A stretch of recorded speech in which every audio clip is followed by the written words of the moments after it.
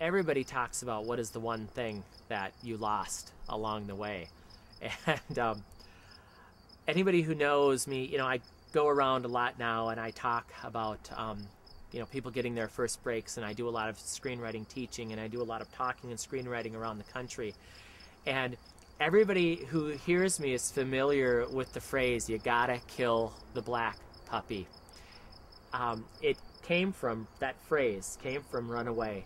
And what had happened was, I don't know what draft it was exactly, but, you know, I don't know if I can say on videotape that this process of writing the script was absolutely kicking my ass, but it was kicking my ass. I just wasn't getting it. I mean, the story wasn't coming through, and I'd read it, and people would read it, and they'd go, oh, you know, just something's not right here. And I took a writer's retreat. My wife took care of the kids for 4 or 5 days, and I took a writer's retreat way up north, and I sat in a coffee shop. And the idea was that it was going to crack the nut of this script. The problem was, I didn't write on the script. I started working on this short story called Little Black Puppy. I thought, well, if I can't get any ideas about the script, what I'm going to do is I'm going to work on this little short story about a little black puppy, and about a little boy who accidentally kills his little black puppy and is consumed with guilt, and the things that happen as a result. Well, I got done with this short story, and I had this moment.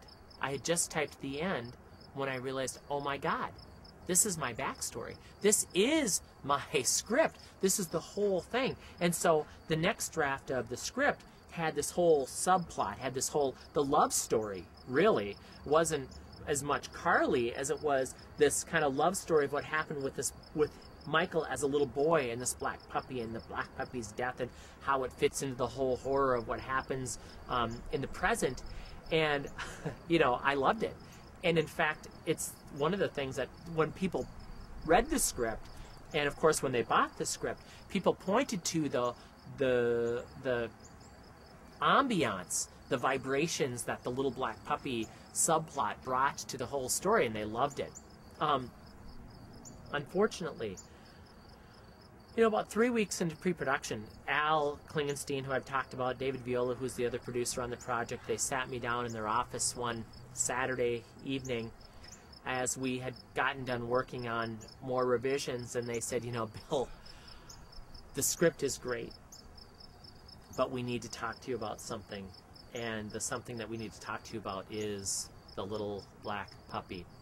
And I knew what they were going to say, because I had realized that the black puppy had overstayed its welcome in the script, and it was just one too many moving parts based on the direction that we were heading.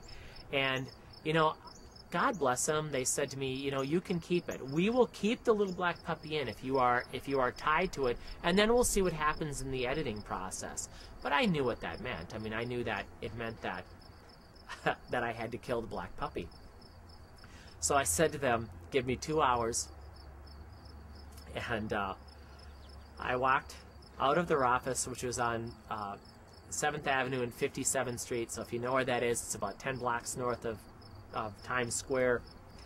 So I'm walking up to Times Square on a Saturday night, and I'm just, I'm bawling, because, you know, I have to get rid of the thing that got me the story, but I knew that it was the right decision. Which, by the way, can you imagine being a tourist on Times Square on Saturday night and seeing this guy, this middle-aged guy, like bawling his eyes out, wandering around with a backpack and, you know, whatever. I probably looked just absolutely crazy. So I walked back 2 hours later, and they said, so what do you think? And I said, well, the black puppy's already gone. Let's work on our script. And that's where we went from there.